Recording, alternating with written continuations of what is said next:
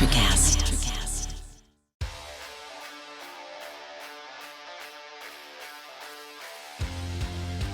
Hello and welcome to the next edition of MTP. I am Hollywood Rayshawn Buchanan with my guys. The basketball crew is back, baby. Not just two of us, it's all three, and it's a three-man weave. The basketball parquet, whatever trio name you want to give us. Not Menage a Trois, but but the Warriors did get fucked, and we'll talk about that in a minute. That was good. I like that one, If this is your first time listening to us, don't be shocked, but we have many more lines that we're going to give you. But hit that subscribe button, hit that like button, and spread the word. So, but fellas, how we doing tonight? I'm good, man. I'm chilling.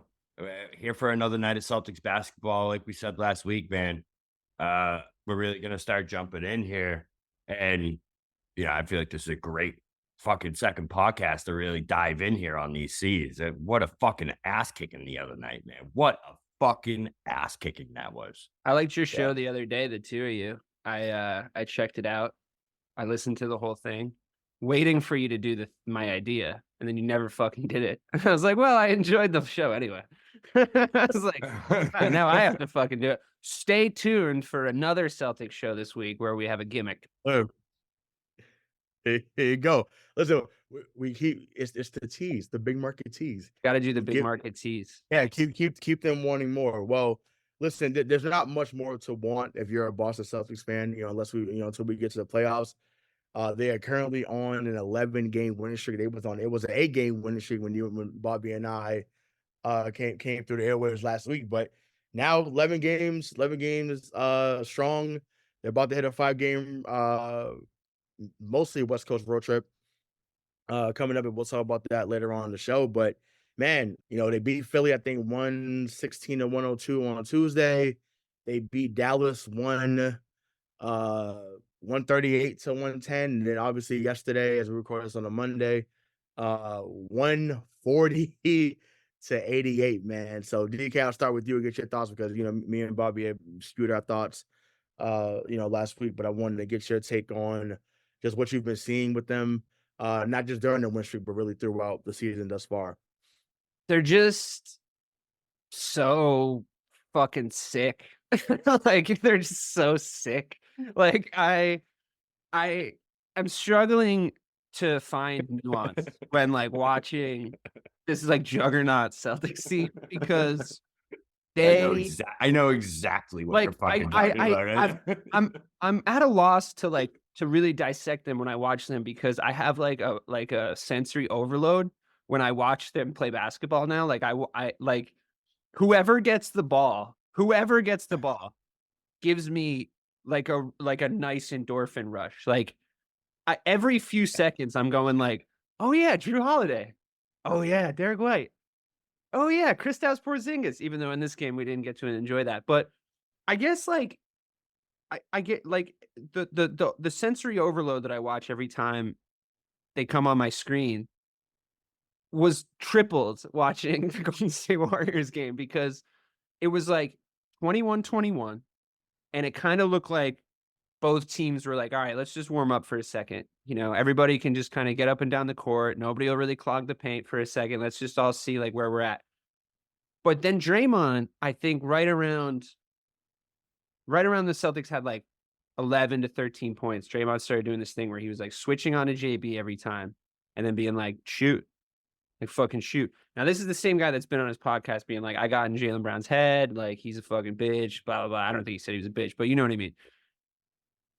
Jaylen Brown was okay, and just started fucking not missing, just shooting every single time. And I was confused about the strategy, because he's playing his best basketball of his whole career in a world where he is already a really good basketball player. And unless you're just watching videos of people making fun of him dribble with his left hand and not watching him actually play basketball, then you can sag off him and let him shoot, I guess. But it seemed like a really stupid fucking idea when it was happening, and it turned out that it was, because we went from 21-21 to 1 billion to 21 in about 4 seconds. And I was like, whoa. And it wasn't just JB by any stretch. We were kind of sharing it. But what I liked about JB and JT and their sort of attitude in that game is they were like, fuck these guys. Like, fuck these guys. Like, I don't like, they just didn't give a shit anymore. There was no kiss in the ring anymore. There was like no showing them respect.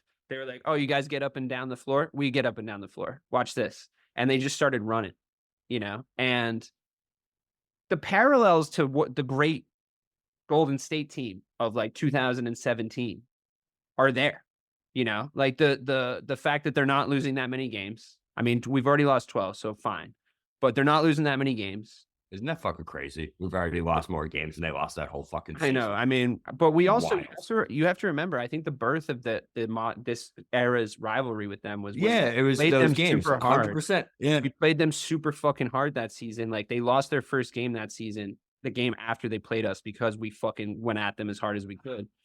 So I don't know. It felt like there felt like there was more significance in that specific game than I was expecting coming in. Like the beatdown felt like more than just a beatdown. It felt like a passing of the torch. Maybe I'm reading too much into it, but so there was some shit in the air when I was watching it. No, I felt it too, man. And I feel like it goes back to the same thing I've been saying about this group and specifically those two for pretty much since we had this podcast, man. It's like you can see them maturing into fucking men. You know what I mean? Like you literally see that happening in front of our eyes to where they're seeing other men challenge them. And instead of being like, oh shit, that's Stephen Curry, Jayson Tatum's like, yeah, bitch, bring that shit. You know what I mean? It's such a different mindset that you see from them on a nightly basis. And I think this game is just a personification of that, like tenfold. Them, the Mavericks, like it's not like, yeah, we're handing out 50-point fucking. It's fucking free ice cream. So it's three. If you have this, I think you might have this. Yeah, three 50-point wins. That's three, bro. Yeah, and like that's not nothing. You know what I mean? Like those are ass kickings, man. We're doing it to good teams too. Is what's so like. I really like the bit. I really like the bit of Chris Paul, huge layup to cut it to 40. It's like, I don't know. I mean, I just think they had a little bit of swagger about them, and I like the fact that the Golden State Warriors were 13-3 going into that game in their last 16. It wasn't beating up on like the sort of, we're still trying to figure out where everybody fits and like how we play Golden State Warriors at the start of the regular season. And they can do that. Like they're all veterans. Like they know how to like sort of press the gas on their season when they need to and like manage themselves through a season. We saw them do that and then win a championship, basically. So, I know that they're capable of that. So, but they're better than the sum of their parts is what I'm trying to say. And like, I still think it's a big deal to beat them. And I still think it's a big deal to fucking beat them like that. I know they're not the 17 Warriors, but like Clay switching off the bench, he's like averaging 20 off the bench. You know what I mean? Like they figured that out. Like they figured out how to get Clay involved again. Draymond's still playing at a pretty high level. He's still fucking with other teams. Steph Curry's still Steph Curry. He is. And he just looked so fucking average the other night. I mean, Jesus Christ. Yeah, I mean, he's always been he's always had issues with pressure. Meaning, like, I don't mean like in the game pressure. I'm talking like when people are actually on him. No, it's hard to pressure him. It's just like because he shoots from fucking 9,000 feet. Right, exactly. So I love the fact that Jaylen Brown took that challenge for him. Yeah, and like he said in the presser, like he was like, I think earlier in the year I would have had to ask for that, but the coach said trust me to, lock down the other team's best player, or at least help to contain them, and that's exactly what happened. Once again, when you hold the greatest shooter this league has ever seen to 0 for 9 in the first half, I mean that's as I've said on the show before, that ball game. Like this game was over in the first quarter. He's just so hard that. I mean, 44-22, and I'm like, everybody's in the arena. I mean, somebody was like, I went to get a hot dog. It was 14-13, and now they're up fucking 20. It's like, I'm like, listen, I'm in disbelief as well, because I mean, no one in that building thought it was going to, especially when we found out Porzingis was going to be out, we was like, great. Like, Curry's about to have 50, and you start thinking that because, you haven't got over that hurdle really. So it was good on all fronts. Even though that wouldn't happen yesterday, I was even more pleased with the thrashing of Luka. I loved it. I thought that was great. It was amazing to me to beat them almost by 30 as well. The Kyrie sucks chance was still hilarious. To me, the curse lives on. Yeah, the curse is on, but it's like at some point I'm just like, can we let it go? It's over. It's over. Not till he beats us. Not till he beats us. But it's he's in the West now, and I don't think unless there's some type of drastic trade to bring him back to the Eastern Conference, like I don't see where that will continue. But yeah, I don't know, man. It was that was more gratifying for me, or just equally as gratifying for me, because Luka gets this, what's the word I'm looking for? He gets this. He always gets a caveat. He always gets a he always gets a pass, so to speak. Honest. It's like, oh great, like he got a triple double, awesome. Like he's making triple doubles obsolete because he's getting them all the time, but then it may not result in a win. There used to be a time when a triple double meant like you probably won. Russell Westbrook already did that. Yeah, no, right. But I'm like, but they was also winning 50 games. They, he damn near was basically carrying them by himself, essentially. Yeah. And he was beloved for it for a while. And then, like I said, once again, he did it for 3 straight fucking years. 3 straight years to average a triple double. Like, that's hard to do. That's hard to do. But I mean, Luka is 2015 James Harden. Yeah. Like that's what he is. There's no other way to say it. That's not a knock. That's just what it is. Like he's gonna get his numbers. I feel like I don't know. I guess I just don't know what he's supposed to do. Like right now, it's like his team fucking sucks, and there's an imbalance and a dysfunction there. I know that like Kyrie's having his like first normal year ever. Like I know that he hasn't done anything like outrageous yet, but it also does. Both of those guys need the ball. So you can just see like how to get at that team. You know what I mean? It's the way we tried that. Like we've tried that so many different times of there's 4 guys that like all need to be on the ball. Like look at the Nets with Kyrie. Like it's like everybody needs the ball. Like how is this going to work? Like what I like about the Celtics and how we're currently constituted is everybody had like Jaylen Brown and Jayson Tatum both had to get good at being off the ball because of each other. Does that make sense? Right. So now you see the way that Jayson is advancing is it's that master level. It's those master level advancements where he's like coming out in the second half and being like, oh, okay, like I need to shoot earlier in the shot clock because like they're going to double team me like right here. And as opposed to like, oh, I should pass more or I should go to the hoop more or whatever. It's like, you can see he's doing a little bit more 3D chess, and he had the luxury. Like if you talk about Luka, he had the luxury, Tatum, of always being on a good team and always being surrounded by good players that are going to give him good advice. You know what I mean? Like it's the basketball pipeline's already so fucked up that like you can lose a guy by just him getting into the wrong organization, like from the jump, or like being in the wrong situation from the jump. And like, I feel like Luka right now is a representation of that organization where they're all kind of fine with it. Like they're fine with selling Luka Doncic jerseys, right? At the rate that they are, and they're still selling out that arena because of him, and they don't really need him to like win shit. And then the whole ownership situation happens with them, where I feel like, is Cuban involved to the point that he was before? Like, is the culture in that place changing? Like, I don't know.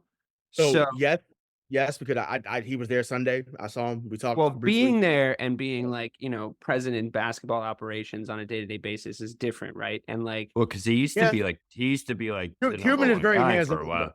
He's very hands. So to I know I said a lot of things there. Please feel free to compare. I got you. I got you. So to compare this back to Tatum, right? to bring this kind of full circle of like everything, like the Celtics team and the Mavericks. I meant that, by the way, to say I see your point, Ray. Like I do see, but it's like it's the context is. Yeah, no. So just if you think about it, that's what the Celtics kind of used to be when Tatum first became the superstar, where it was like the hero 2019, ball. It all 2019, 2020, 2019, where it all revolved around those two, and everything else was just kind of like an extra sprinkle on top. If we got like 15 points from this guy, 10 points from this guy, we'd be like, oh shit, that's awesome. Like, because it was like post the Kyrie experiment. Kyrie, right? Post the Isaiah Thomas experiment. Post the Kemba Walker experiment. Yeah, so like, you know what? Let's just make these guys our best guy. And then it switched now to this efficient, like you were saying earlier, where it's just like, I get a boner almost every single offensive possession of the Celtics team. It's so basketball efficient. I can't even say it. You know what I mean? Like, because they're moving the ball. Like they're moving the ball. It's so nice, man. And it's the opposite of what we see from the Mavericks. It really is, where it's like they're who we used to be and what we used to hate, where it just revolves around Luka. There's no movement. It's all just dudes and it was the standing dog there waiting for other shit to happen. Right. He's the dog. That's the dog. That's our new sound effect button. I love it. But yeah, man. No, it's funny that you guys brought that up, because like, even in the NBA circles, man, it's so goddamn annoying.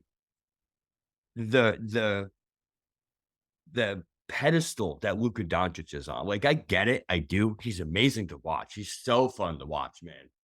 But if you're gonna fucking tell me that he's a better basketball player than Jayson Tatum, I think you. We're gonna do this now. Are we gonna do this now? Yeah, bro. I think you're fucking crazy, man. Because if you just watch Jayson Tatum is the MVP this year, and I'm not really sure why he's not.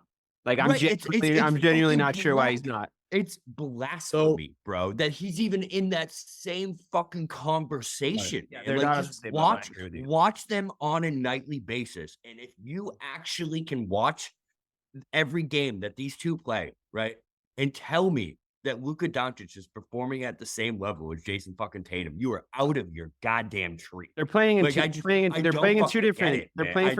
things though. They're playing in two different tiers of basketball right now. Like, exactly. It's so different. So I'm glad you said that, DK, because Bobby and I talked a little bit about it last week, because although I wouldn't mind seeing Tatum get the MVP, I really don't care if he does. The only MVP I'm concerned with is the Finals MVP, because that lets me know that for the 18th time we're the world champions. So you to that you say, sir. I agree. It'd be pretty sweet if we got it though. I just have a long ongoing issue with the credentials that they seem to ask for with the regular season MVP, and the shifting sands that are the requirements of the MVP. The best player on the best team is who the MVP should be, in my opinion. The best guy with the best record, right? So if you because otherwise you get into a Luka Doncic situation where, or Russell, that year he like him or Harden, like where it's like, we know that team's not winning a championship. We know that team's not winning a fucking championship. And I think you should, for legacy purposes, give a guy like Jayson Tatum a chance to earn his well-deserved regular season MVP and then go on to win a championship that year, because it marks the occasion. Like it's like Michael Jordan did it. Yeah, Jordan did it. Hakeem Olajuwon. I don't know if Hakeem Olajuwon did it or not. I don't know if he won MVP or not. So what drives me so fucking crazy about it, right? Joel Embiid, every goddamn year, is the MVP front runner for more than half of the season. Every year until he gets hurt. Right? It's you can do it like clockwork. The month and a half of NBA First Take of all those basketball shows talking about Joel Embiid is the MVP front runner, how he had another game of 43 and 18, and how he's just so good. But that's my point. Man, what are you never asking? Gotten past the second round of the fucking. That's literally my whole point. Right? Yeah, exactly. I know. So yeah, exactly. Like Jayson Tatum. So keep fucking making it. Right now he has to have a championship to be considered for this MVP, and it's is such bullshit, man. It really is. Like, I'm offended for him. I know he doesn't No, care. I'll tell So you. we have to care for him. We Yeah. got you. No, I, mean, Jayson. I think he definitely cares about it. I just think that he's, he's being him and he's downplaying it. But I think behind the scenes, they're definitely, gunning for it. But I don't even think he's fucking downplaying it that well, to be honest with you. He's like, oh, I Yeah, guess I gotta go win a championship. He's being pretty veiled about it, but he's saying it. It's like, oh, I'm not the MVP. Okay, cool, guys. Yeah, like, what the fuck do I have to do then? I love his But- demeanor, how it's but- gone from like this quiet, this quiet guy when he gets asked those questions, to now like you just see his face like, man, I like it. man, I don't I like fucking it. know, man. Yeah, I mean, It's I amazing. remember. Yeah, no, I love the press conference he had a few weeks ago when it was. I think it was during the All-Star weekend. It was like, well, who do you think should be the face of the league? He's like, well, he said, if I get one pretty soon, meaning a championship, he was like, I'm gonna have something to say about it. And I'm like, I love that, because like I said, 3 years ago, that wouldn't have been the case, right? It would have been like, oh, just trying to, take one game at a time, and If you but now you see the, like I said, you see the transformation, you see the maturity thing. But I wanted to go back to the Embiid thing real quick. He was actually playing better this year than he was last year. Well, that was Before you got on about it, he was actually playing better this year than he was last year. I wouldn't have been shocked.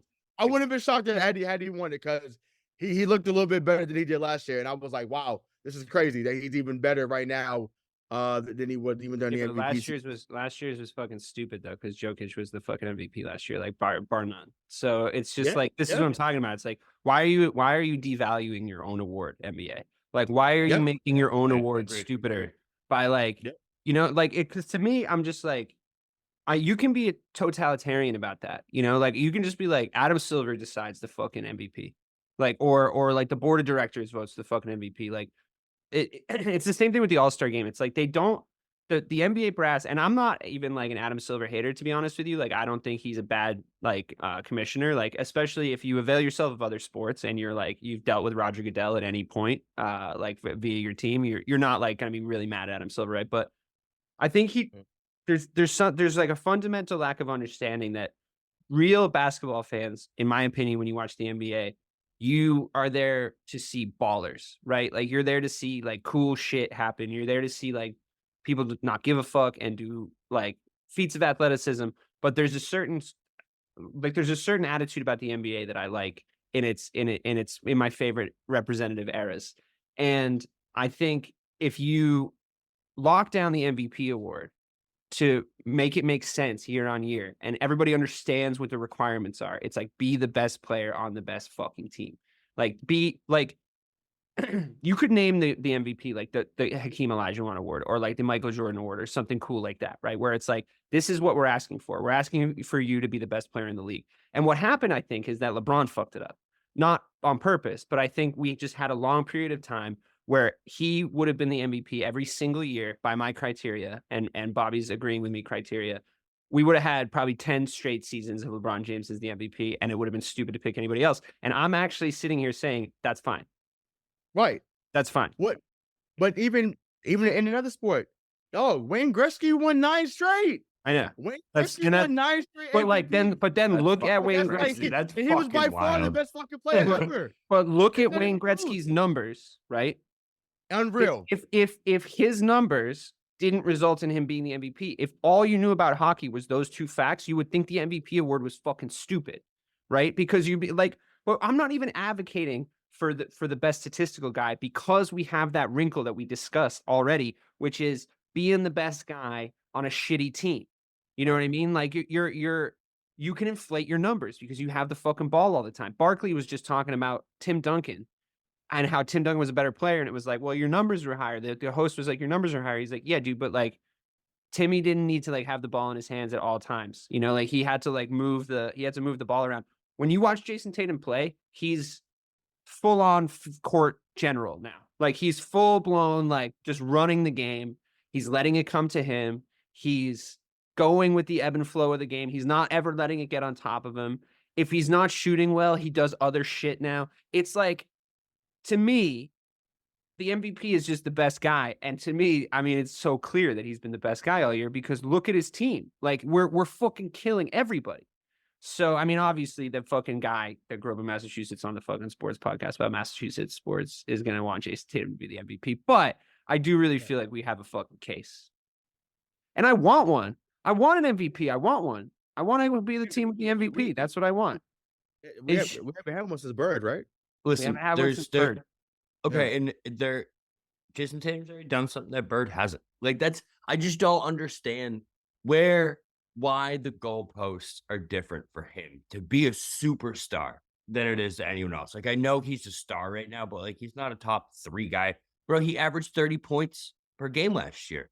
That anyone else in the NBA averages 30 points a game. Anyone. I genuinely they're instantly a superstar in this league. I genuinely for some reason, think Tatum if you took him off the Celtics and put him on, say, the Pistons, yeah, okay. Say you put him on the Pistons, I think he'd be averaging 39 points. Right. Yeah, that's what I think. Agreed. I think he would be averaging 39 fucking points right now. I think that people need to fucking understand what that means when I say that. Right. And because it's like, because like his usage would be so different, right? Well, I think the misunderstanding lies that like people we've been saying this for like 3 years. Is like people don't understand how good this man really is at basketball. You know what I mean? Like I feel like he's the most underrated superstar. Again, this is coming from a Boston Celtics fan who, bleeds green fucking year round. But like, I feel like he's one of the most. You should see a doctor about that, bro. I know. That's some unhealthy shit, man. My kidneys are in trouble. But yeah, it's just like wait, I lost where I was. The disrespect.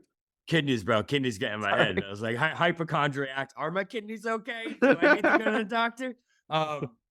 Yeah, no, it's just crazy, man. That like he should be a fucking superstar, and it's just I've never seen. I think he is. He is, but he's definitely the most underrated superstar I've ever experienced. Like anyone with this skill level, with this level of dominance in basketball. But do you see how the brands are betting on him, man? Do you see how the brands are betting on him though? Do you see how many commercials he's in? Like that to me is like people whose kind of jobs depend on it are going like, put him in the commercial. You know what I mean? Like he's got all the things. He's got all the things. People are recognizing it this year. Yeah. I mean, I just think it took too long. Like, I mean, you guys saw me like 2 years ago fucking crying to you guys about the disrespect of Jayson Tatum. I agree with Ray that like the finals MVP is obviously the far more like we're obviously way more worried about that. And I do agree with you that like maybe I had blinders on for like what's happening right now, but that still doesn't mean that he's not deserving of the fucking award. Oh no, sure. I just to me, I think some, and it's not everyone, but there's some that are more concerned with. Yeah, of course. Right, of course. I'm just concerned with it right now because this is where we are. Right, no, for sure. I mean, listen, it's on March 4th, like I said, I get it, right? On March 4th, yes, he should be the front runner. Should be, He's also about to do the post All-Star break Tatum bump. I can see it already. I can already see what's about to happen. Yeah, I mean, listen, he won Player of the Month for February, right? I mean, this is usually when he starts to take off. His running mate Jaylen Brown just won Player of the Week, Player right? of the Week, yeah. Mm-hmm. And so I want to keep talking about them too because those two have been the focal points for a few years now. So can I make one point about them too, just real quick, because I've been thinking about this since the probably first quarter of the Golden State game. I think what we should have known, and like this is sort of speaking directly to the people who didn't think that the Tatum and Brown tandem was going to pan out, right? Kendrick Perkins. Sorry. I've said some things. We've all said some things. We've all said some things. No, I mean, look, I've been very not me, bro. No, yeah, you have, dude. Yeah, you have, dude. We've all been dude. Yeah, you have. We've all been very emotional on this podcast, like post fucking finals losses and shit, dude. I'm not saying that you're like responsible for what you said. I'm just saying that like this is a healing moment. Okay, just let me just have a healing moment with the fan base. All right, I'm gonna make everybody feel better. All right. It's okay that you thought that they weren't going to work because they are both scorers. And the tandems that we've seen really work really quickly over the course of our basketball watching lives are tandems that have two players that really complement each other, right? One guy has something the other guy doesn't have, right? We also saw Dwayne Wade and LeBron James struggle to sort of get off the starting blocks because they were both scorers, right? And they got there eventually. They didn't get to the heights maybe that everyone thought that they would. And a lot of people pinned the fact that they were both kind of like playing the same role on the team as reasons for that. Correct me if I'm wrong. Right. So I think that there was fair data going into those two as they matured as basketball players to say, maybe we try to get a haul and try to put people around Tatum that really complement his game. But what we didn't realize, I think, is that when two players that are that good play with each other, they're going to figure it out. And I think what you see with the two of them is a level of complementary basketball that's one of the best partnerships I've ever seen at this point. And I note it in how JB approaches it, because I always tend to watch him really early in the games. I watch him really, really closely. Tatum kind of like already takes up a lot of your brain space with like, he's sort of untouchable, right? Like you're always going to be paying attention to what he's doing. And like, he's always going to take up a bunch of space, but I really like to watch JB and I really like to watch Jrue Holiday. And JB now plays off Tatum in like a really complimentary way. Like, did you see that 360 like spin pass that he hit him with? That like to first hit him to like, they hook up so much more than they used to because in my opinion of how yes, Tatum's playmaking really well and he's reading the game extremely, extremely high level right now. But Brown's off the ball movement against the Warriors on Sunday was insane. Like he was doing things like, did you see that one moment? It was early in the game where he was in the corner and Draymond was sort of sagging off him on the baseline. And he sort of like made himself small and snuck into the middle from the corner and got a look and slashed right to the basket and got fouled. Right. And he was either dunking that or getting fouled. Those are there was one or the other because he just had to step on him because he snuck into the paint. And I'm like, that's such fucking high level basketball. And that's a thing that Jaylen Brown definitely was like, yo, here's what I'm going to do. And Jayson Tatum was just like, boom. And he just hit him with this like rocket pass, 99-mile-an-hour fucking fastball, catches it, moves super fast. They move so quickly together and they're now on the same page. So you can be forgiven, I think, for thinking that it wasn't going to work because the level that they've reached as individual basketball players was a fucking pipe dream at one point because I couldn't imagine how good they were going to be. Like, I've never seen anything like it, so I couldn't really dream it up. And now you have this like free-flowing Harlem Globetrotter type fucking game against the Golden State Warriors of all people. And you see that like they're the best partnership on the fucking court because everything else is out of the way now. There's no Kyrie Irving. There's no Isaiah Thomas. I mean, some of these things were positives and real great for their careers. They came up, but now it's them. And they've really risen to the occasion. And I love their fucking attitude. And it's just everything about it. Like all the things that we were worried about. Why even bother thinking about them anymore? Because they're all checked off the list. Yeah, I think the Jaylen portion is the most surprising to me, to be honest. Like, I always kind of expected Tatum. I love how he plays post-contract like this, like post-contract, that is played like dope, this, yeah. But like, I always expected him to ascend, but for Jaylen to turn into this guy, man, I did not expect him to become a 5-tool guy. That's what he is. He does everything. He shoots, he drives, he plays defense, he finishes. The only thing he can't fucking do is make a clutch free throw. That's it. That's the only fucking thing he actually kind of low-key made 2 clutch free throws as we started to run away with that the other day. There's still a portion though probably every 2 weeks where it's I'm like, just come on TV Jaylen, though. It's just on TV though. It's on when you watch the League Pass games, like when he needs to hit like a big 3 to like really seal the deal, and so everyone can sit down when the Trailblazers and the free throws though. No, that's what I mean. When he has to clutch anything, he's so much fucking better on League Pass than he is on TNT. It's crazy. So like I'm just like, God damn it! Like it's like the opposite of Rondo. I'm like. I just know, even if it's like the 76ers in the middle of the afternoon, I'm like, he's going to miss these fucking free throws. But if it's like the Trailblazers in the evening and it's Tuesday and it's just me and like this League Pass stream, I'm like, he's fucking making these. Like, watch. I'm like, why can't you do that? That's the, so I think it's in there. He just needs to find find whatever the fucking wires are and just like fix them. Because then you look at his percentages and it's like, oh, he's still shooting like 81%. How does that happen? It's like on the road in Portland when no one's watching. That's when it happens. So, it's Right. killed me, but it's true. Anyway, Yeah, I mean, I just think that, but it speaks to his mentality. It speaks to Tatum's mentality. And I just like I said, I'm hoping there's another ceiling that they can reach. Not only I think for they're him. about to pop like really hard right now. Like I think we're a few weeks away from seeing some crazy shit. Yeah, Like yeah, because yeah. I mean, they're essentially yeah, going to be able to like light it up. If you think about it, right? This is what I would do. Fuck the regular season record at this point. Like it doesn't matter. We're not going to win. We're not going to lose single digit games. We're just so that unless you're chasing that, who gives a fuck, right? Mm. So we're going to be in the 60s for wins. Once we lock up the 1 seed, the NBA 1 seed, fucking just go to the sports scientists. Just go to the sports scientists and be like, all right, full-blown load management. Like, I'm sure they've all played 65 games by that point, right? So you're just like full-blown load management, just like we're going into the playoffs, is fully healthy, everybody's fucking knees, we're all going to go on jogs. I don't know what the fucking physical people are going to do, but let the fucking bench go out there and lose some games or even win some games. Who cares? Get them valuable minutes. And then go into the playoffs like super healthy. That would be my dream because that's what I've been worried about all year about Kristaps specifically. So at least him, like manage his. Yeah, I mean, sure. their management of him has been Phenomenal. I mean, it's phenomenal. I don't want to jinx anything, but yeah, no. I mean, no, I disagree a little bit. We give it credit where it's due. I mean, I'm not.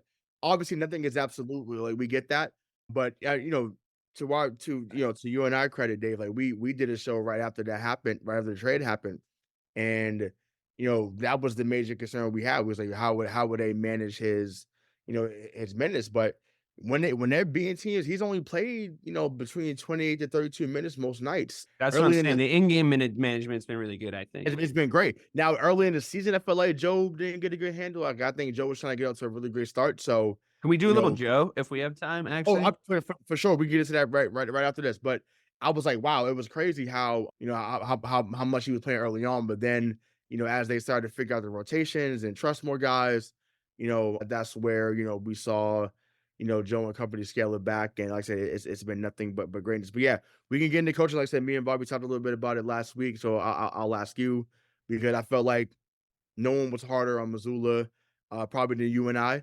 DK last year. And yeah, he was breaking my fucking balls last year. They've done, yeah, like I said, I feel like he's done a really good job. So but the floor is yours, man. Because like I said, me and Bobby talked about it a little bit last week. So just what are your thoughts on his job thus far, and what do you think he's improved on the most? He's like a different guy.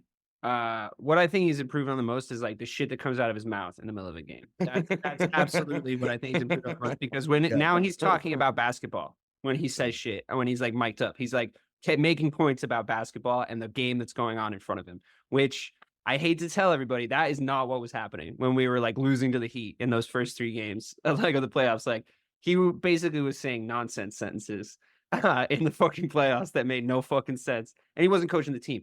I think he was terrified is what I think. I think that the level of responsibility hit him like a fucking Mack truck.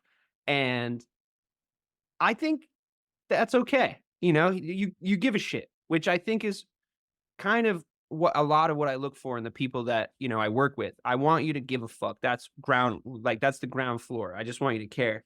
So he cares and he got better. And I kind of stopped worrying about it when we put the coaching staff around him that we did. Sorry.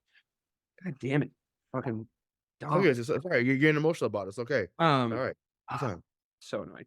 So now I've lost my train of thought. Fucking dog. No, so but Joe Mazzulla now is like he's motivating, but he's also just talking about the actual game. He's like, yo, if Draymond goes over there, you got to go with him.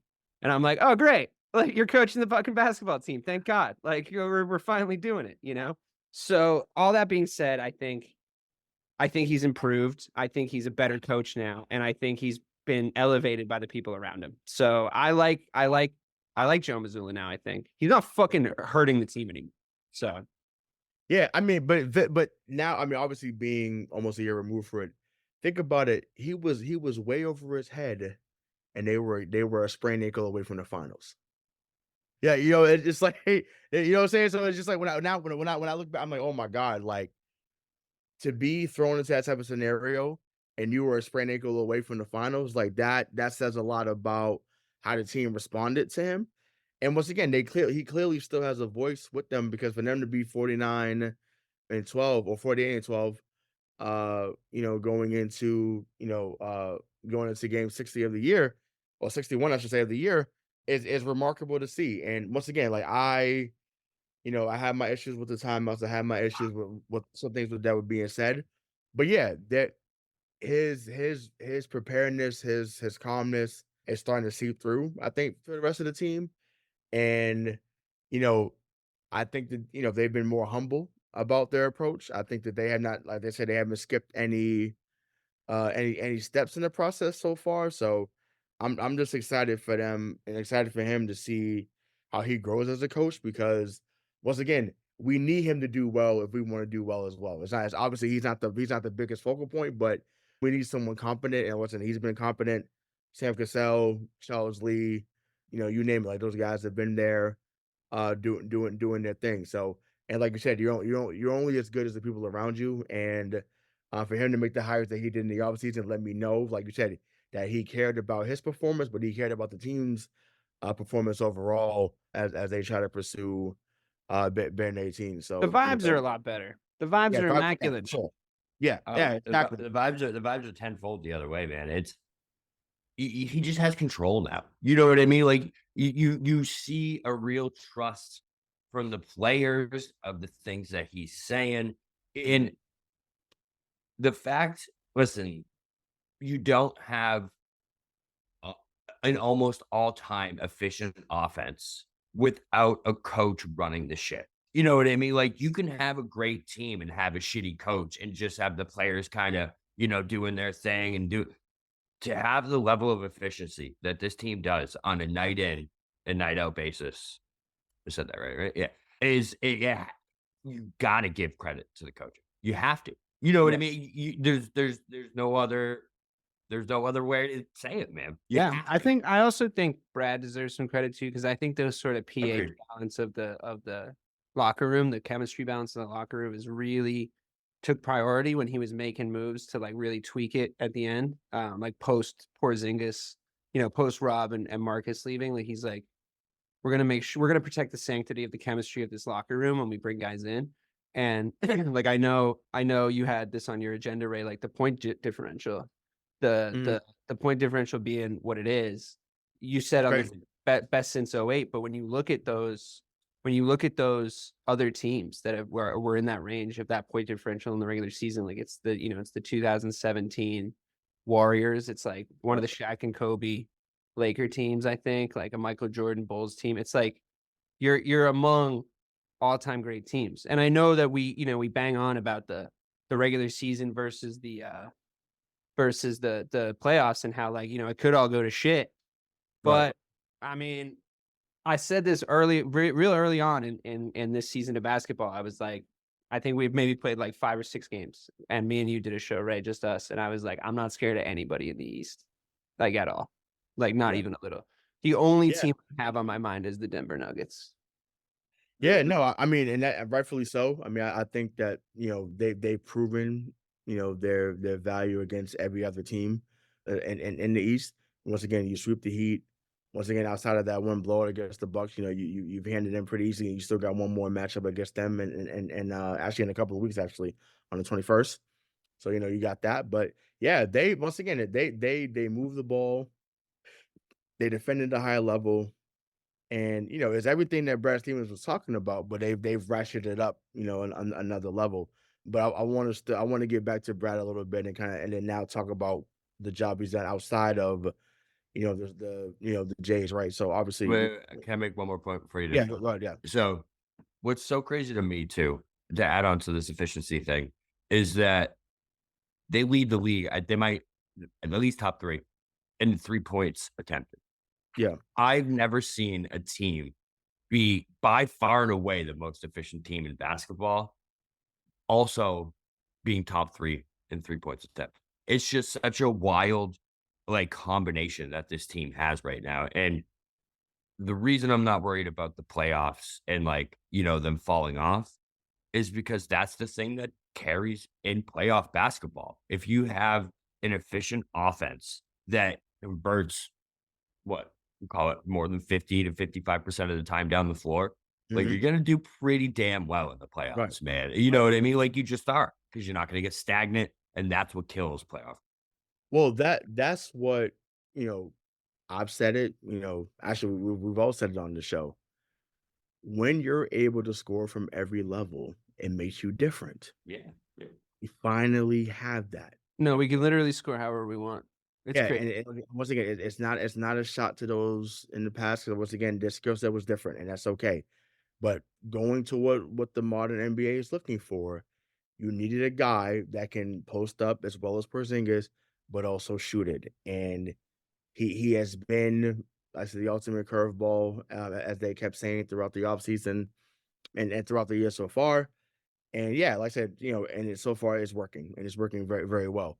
So, we could stay right there with that. So I wanted to talk about, obviously, like I said, the addition of Holiday, addition of Porzingis, even guys like O'Shea Brissett, so on and so forth, right? And Bobby, I'll come back to you with this. Like, just where's your trust level with the others? Because obviously we know what we're gonna get from Jaylen Brown and Jayson Tatum, but just where's your trust level at with the others? So the Holidays, the Porzingises, the Whites, Pritchard, and guys like Tillman and stuff like that. So just where's your trust level with those guys there? The highest it's ever been by far. And it's not even fucking close. Yeah, well, we talked about this the other night, dude. I've never seen a Celtics team with the starting five, and even probably the top seven, can get a bucket on their own every single time down the court. And that is the shit that wins championships, dude. So it's the highest it's ever been. And it's not even close, man, because if you go back to that Raptors team, man, this is the exact comparison I made the other night to you. That is what won them that championship, man. Yes, Kawhi was the guy that hit the shot. He did all that stuff. He didn't get them there. It was Siakam. It was Van Fleet. It was Anobi. It was No, it all wasn't. those other guys. It was Kawhi. No, it was Kawhi, but it was all those other guys. Those guys all being fucking able to- suck. I tried to tell you this years ago. bro. But they were averaging like 15 to 20 points that entire run. Because they were man. playing with Kawhi Leonard. Bro, I'm telling you, that's the shit that wins you championships. So that's the shit. I mean, right there. I agree with you. I agree with you. I was obviously just fucking with you about the Raptors, but because I think it's Because funny we got to use do them that. as an We got example. it. But we got it. No, we got it. I just think it's funny that you could argue that the second and third best guys on the championship winning Milwaukee Bucks were Chris Middleton and Drew Holiday. And I at the time would have put Drew Holiday at 2 because he was way more consistent and way more available threat for them all the time. So we have the second best guy in the championship team as like, And he's just better. And he's just it's better like our than fourth Drew. best guy. It's fucking stupid. It's what it is. Like, it's like when you're playing fucking NBA 2K and your franchise just gets like too good. You're like, fuck, I fucked up. I got to put it on a harder difficulty because I got too many fucking sick players. It's crazy. It's crazy. Drew Holiday is also like him as like the sacrifice guy. Him as like I'll take like probably like 9 less shots than I was taking last year per game on the Milwaukee Bucks. And my points average is going to go down and like all this other shit. And like, it's going to be harder to get into like a scoring flow. Drew Holiday is going to win us a playoff game. This is why you have guys like Drew Holiday on your team. Like Drew Holiday is going to win us at least 1 playoff game, if not 5 playoff games. You know what I mean? Derek White take? Is this your Derek White take? But Yeah. the thing is like that's what I was going to say. They collected guys that will win them a fucking playoff game. And there's a huge difference between turning as your 4th, 5th, 6th choice to win you a playoff game to Al Horford, to Derek White, and to Drew Holiday than there is turning to fucking Grant Williams, right? Because that's happened to us in that season where we turned around and we went, Grant, those threes that you were making in like the first round, can you make those? And he was like, oh no, definitely not. And then we lost the fucking finals. So that's what happened. I was there. You're fucking there. So I love that. That was funny. Yeah. That's so good. he's So like, good. sorry about that. No, I really No, cannot. I mean, no, I Literally mean, just yeah, not happening, guys. fair. Yeah, I mean, it goes from that to now he was on his third team within a year, like in less than a year. Fucking wild. You would talk about. I tried to No, tell you. That's another tangent, man. Listen, Yeah, that's the whole thing. anyone that was questioning Brad Stevens, quick one off, real quick, coming into this offseason could go suck a dick now because you look at the injury reports of every single person that we traded away that everyone was bitching about. There was zero. They've been injured and zero animosity in the fucking Discord. It's trades happened. I'm sorry, unbelievable, man. but like there was zero fucking argument when those trades happened in the offseason. Everybody in the Discord was like, good, we're good, but good move. We're fine. We got Drew Holiday and Kristaps Porzingis. We're fine.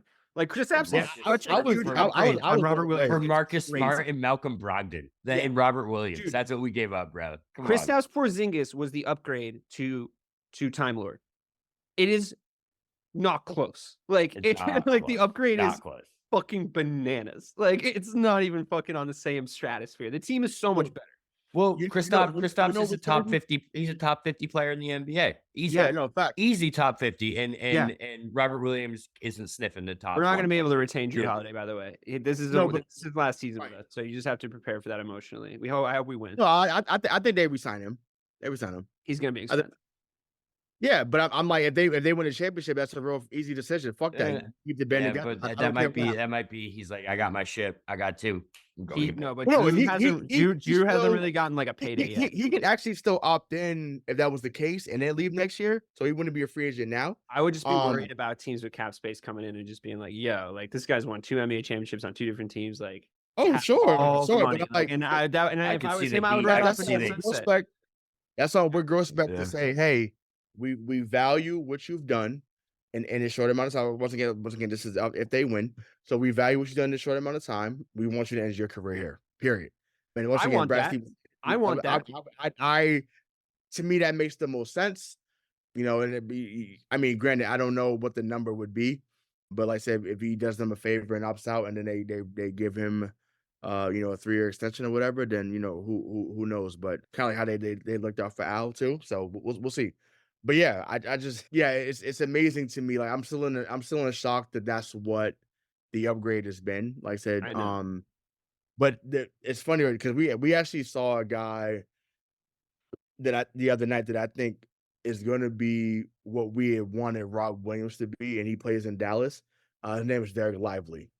That dude can jump out the building like Rob, but he's more polished offensively than Rob was at that stage of his career. He's not a better defender than Rob yet, but he looks like Tyson Chandler 2.0, and he was very good the other night against us. Like even though we beat them by 30, it would have been by 50 had he not played as well as he played. So just be on the lookout for that type of guy. I think that he's going to be special, and I feel like that's someone that we should throw the bag at in a few years if we're able to. So, but yeah, it's like there's so many things that's going well.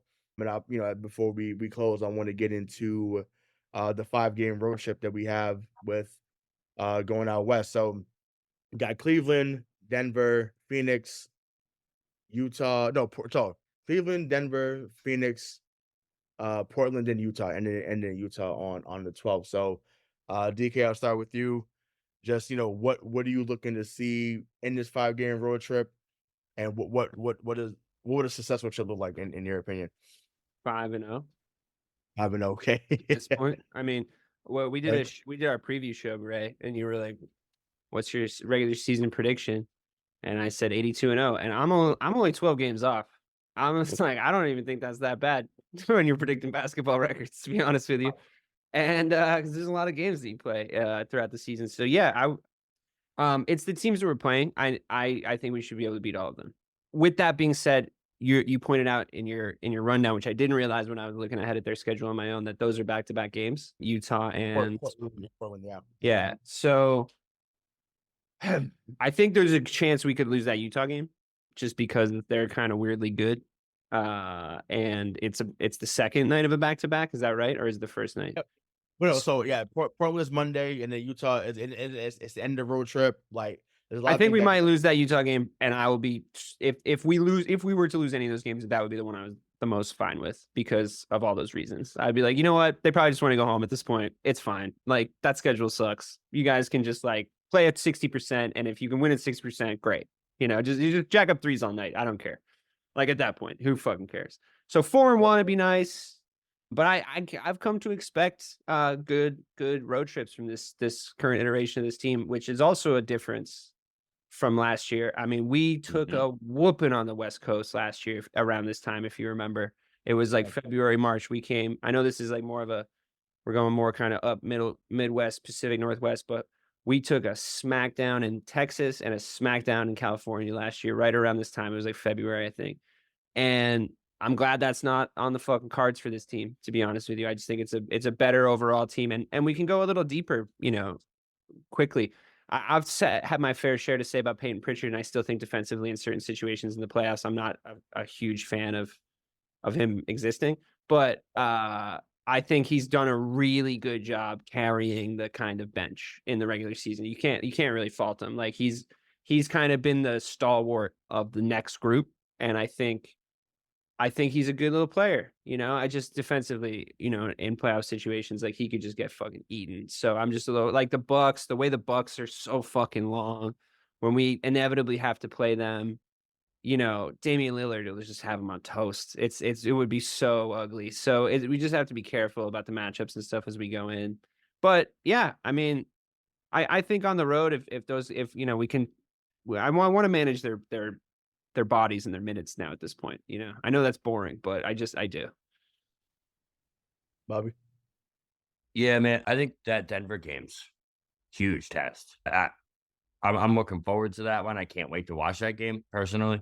I hope everyone's healthy. I hope we get, that finals preview that I'm sure they'll hype that up to be. We got to win that game. But we have to win that game. We got that's the rest of them, man. If we went 500 on that trip, but we beat Denver and Phoenix, I'm happy. You know what I mean? I'm happy. It would suck to lose those other games, but if we can come out of this stretch, annihilating Golden State, annihilating Dallas, annihilating Philly, beating Denver, beating Phoenix. Like these are, yes, you can have games where you do play down the competition. That happens. It's the NBA. Every team is really, really, really good. Yeah. But if we can beat these best teams in the NBA, and we're doing it handily, man, that's the shit that you look for. You know what I mean? That's the stuff that you're like, okay, that's something. Denver's something. a different proposition to Golden State too. Oh, yeah, for sure. In Denver too, it's completely Denver. different. Yeah. So my mindset is a little bit different, but not far off from what you guys were saying. I actually think they lose to Cleveland tomorrow night and then win the next 4. I just to me, Cleveland played them super hard last year. Mobley is a problem. Mitchell's a problem. Garland is back, and once again, they're second in the East for a reason. We beat them already, though, right? Didn't we already beat Cleveland this year? Yes. But I'm saying, I just think just at this point of the year, I just feel like, well, they'll lose to Cleveland tomorrow because it's like, once again, they've won 11 in a row, 9 straight or whatever. But there won't be no blowout on either way. I just think that, Cleveland may win. Would you take a Denver win and 4 other losses? No, I'd rather them at least be 2-3 or 3-2. So you would take that. You would lose to Denver but win all the other ones. The Twitter would, but I would, yeah.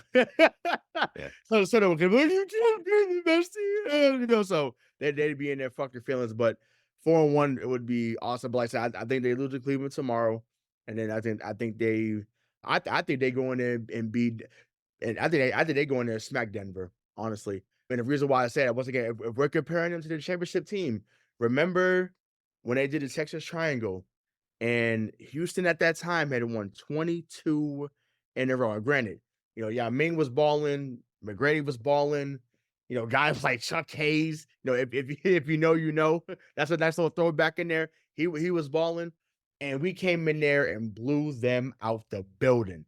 And T-Mac rightfully said, there's not another fucking team that's going to beat these guys in a 7-game series. And he was right. I think that's what happens on Thursday. We find out, oh, you know what? You hand us our first home loss. We're coming in here. We're gonna give you a 20-piece all flats with a lemonade on the side. Like that. That's what I think is gonna happen come Thursday night. And I can't wait. Seeing Phoenix twice in a week, that's gonna be cool. got my mom a ticket for the one on the 14th when they come here. So, she loves Kevin Durant. So I'm just like, so she'll be excited to see him. But yeah, I'm excited for this week. I think that they go 4-1, but like I said, they just lose tomorrow, get them a little refocused, and they go out there and kill it. So any last thoughts before we get out of here? Just I fucking love this team. Yeah. It's I said this last week. I'll say it again. I'm probably gonna say it a lot. It's the team we dreamed of. Yeah. It's the team we've been fucking dreaming of that they would surround JT and JB with, and they did it. So it seems like sunshine and rainbows right now, and it's looking like it's gonna continue, in my opinion. It really does. Can't wait. Yeah, I'm really excited to talk about the Celtics down the stretch. Here we go. Always times out perfectly when we're winning fucking games. And I'm just looking forward to watching more Celtics basketball now that I'm not as distracted with the football season. And yeah, I think, they hate us because they ain't us, man. They hate us because they ain't us at this point. We're the fucking best team in the NBA. What's there to be upset about? Pretty much. So yeah. So I mean, I don't have anything else to add to that, but just catch up, catch up. Like I said, we're best team in the East, best team in the NBA, and more is coming. So get right and get left. But so that's DK Sizzle, Robert BK, Bob Kelly. I'm Hollywood Rayshawn Buchanan. Until next time, we'll see you. Peace.